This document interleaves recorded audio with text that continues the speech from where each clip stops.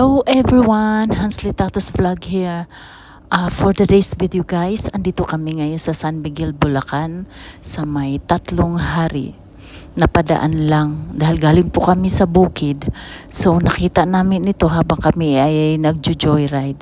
So akyat muna tayo saglit guys, samahan niyo kami. Ipakita namin sa inyo kung anong itsura dun sa taas. Okay, halika. Punta tayo.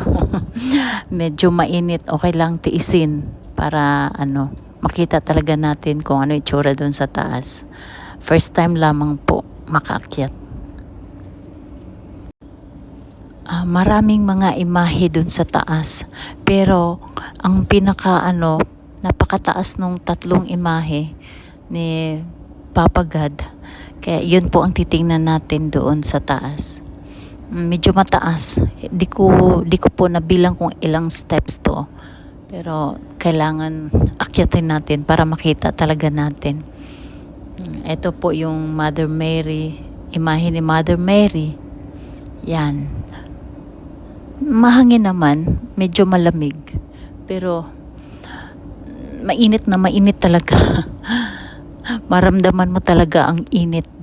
Sobrang init. Yan, medyo pagod na. Pero akyat pa rin tayo.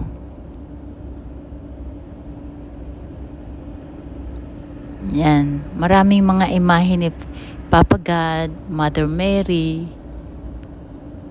Yan, may makita tayong malaking krus. Nasa tuktok na po yan guys. Medyo ang San Miguel, Bulacan ay bukid din pala. Tsaka marami kaming nadaan ng mga farm. Mga tanim-tanim na mga palayan, mga vegetable. O diba, magandang tanawin, overlooking. Medyo hindi na siya green tingnan kasi sa sobrang init pa naman. Sobrang init talaga. Kaya medyo yung ibang mga damo nag-brown na, parang nasunog dahil sa sobrang init. Hi guys! Good day everyone. Hansly Tatas Vlog here. For today's video guys, andito kami sa San Miguel, Bulacan, Philippines. Andito kami sa sa bukid, sa 3 hari. Ay, inaakyat namin. Ano pala ito? Nasa tuktok. Kaya mataas. Hindi naman masyadong pero nakakahingal din. Kaya akyatin natin 'yun. Malapit na tayo. Medyo andito na tayo sa tuktok. Okay. Tara, akyat. Tuloy-tuloy lang. Sa baba may kumakanta, nagkantahan sila. Yung parang devotion yata. May maliit kasing chapel doon. So marami sila parang nagsisimba, nagdadasal. Marami sila doon. Naka-uniform sila ng red tsaka yellow. Di ko lang po alam kung ano pong ibig sabihin nun. Basta ang nakita ko lang po, nagdadasal sila, nagkantahan, worship songs siguro yun. 3 haring Tapos may nagbabantay din doon sa baba. Kung gusto kang magbigay ng donation, tapos isulat nyo po yung pangalan nyo pag gusto nyo mag-akyat dun sa taas. Kaya bago makaakyat, magsulat ka muna ng pangalan. At nasa iyo na kung magbigay ng donation. Pagdating dun sa taas, ang makikita lamang po yung mga statue ni Papa God, yung 3 hari, tsaka mga statue ni Mother Mary. Doon po, marami po kayo makikita doon. Yung 3 statue ni Papa God, ang nakalagay po, Father, Son, and the Holy Spirit. Kaya, yun po ang tinatawag na 3 hari. Tsaka, maraming mga bato-bato din sa likod. Mga adobing na bato. Yung mga matutulis na bato. Medyo namatay na yung mga damo, yung ibang damo. Kasi siguro sa sobrang init. Kaya ayan, yan po ang makikita nyo na ano, ibang kulay na parang namatay na ang mga damo. Yan. 'Di ba napakatulis ng mga ano, ng mga bato. Adobe, sabi daw, adobe daw po 'yun. Dito kami sa likod ng Tatlong Hari, guys. Nakita namin yung mga bato-bato. Parang ano lang siya. Ano yun? Parang limestone. Ayun, yung mga matutulis. Ayan, birthstone, limestone. Parang adobe. Pero ano lang siya. Mga matutulis. Medyo patay na yung mga damo dito kasi sobrang init. March na kasi, summer na. Kaya sobrang init. Tiniis lang namin para makapunta rito.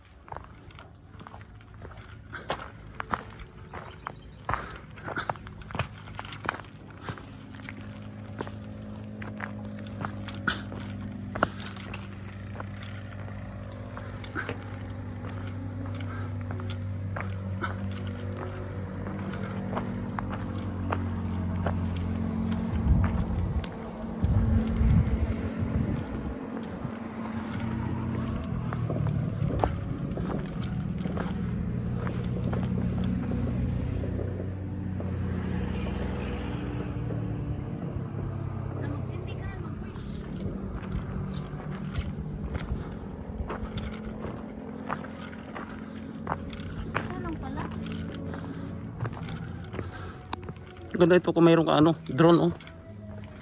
Hmm? Hmm.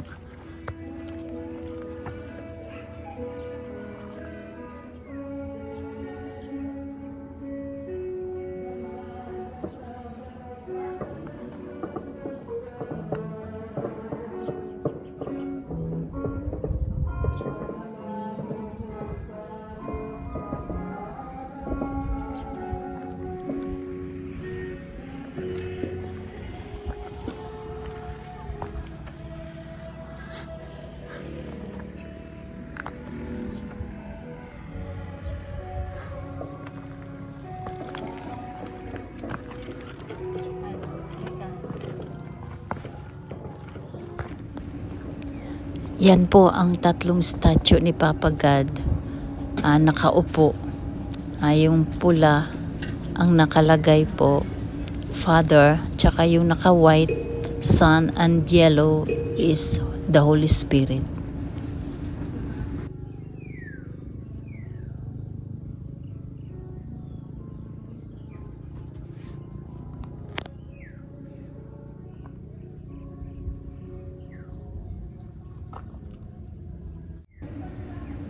Tapos pag gusto kang mag-wish, magsindi lang daw po ng kandila. Yun. Magsindi po ng kandila. Kahit ilang kandila ang gusto mo. Sindihan mo dun sa harap, punta ka dun sa harap ng statue ni Papa God at mag-wish. Yun po ang sabi dun sa baba. Kasi first time lang po kami nakapunta dito, kaya nagtanong-tanong kami kung anong dapat gawin pag nakaakyat na sa taas.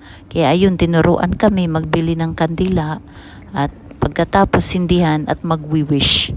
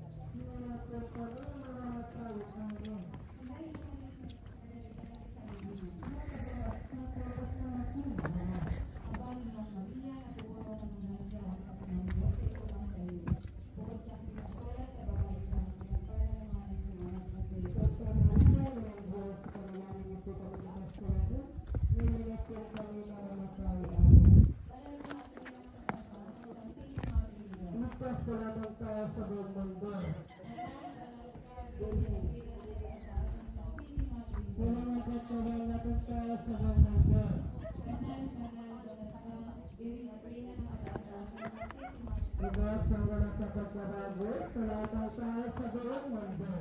At ibas po ang walang pagwalang kalusugan sa katawan at kaluluwa. At buwayong material sa aming lahat.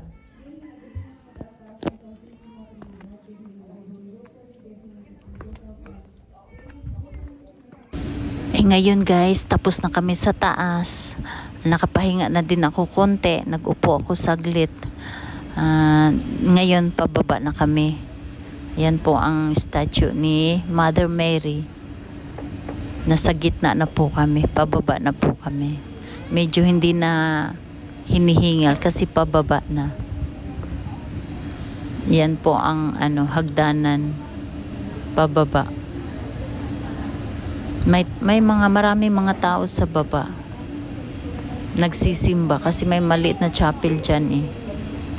Dito na kami sa pinakababa. Siguro yun po ang nagbabantay, yung nakaupo, nakasuot ng yelo. Di ko lamang po sure. At may mga rosary sila dito, tsaka kandila. Yung kandila, binibinta po nila. Pero yung mga rosary, di ko po lang po alam kung binibinta po nila o ibibigay. Diyan po banda yung mga chapel nila at marami pong nagsimba. Nagdadasal sila, nakasuot sila ng red tsaka yellow. Di ko lamang po alam kung anong tawag sa mga ganyan, kung anong tawag nila. Basta ang nakita ko lamang po ay nakasuot sila ng red tsaka yellow at nagdadasal. So ngayon pupunta na po kami dun sa tindahan. Nandun po iniwan namin yung mga helmet namin tsaka yung motor. Yan po ang highway. Okay guys, hanggang dito na lamang po ako. Sa susunod ko na namang mga videos.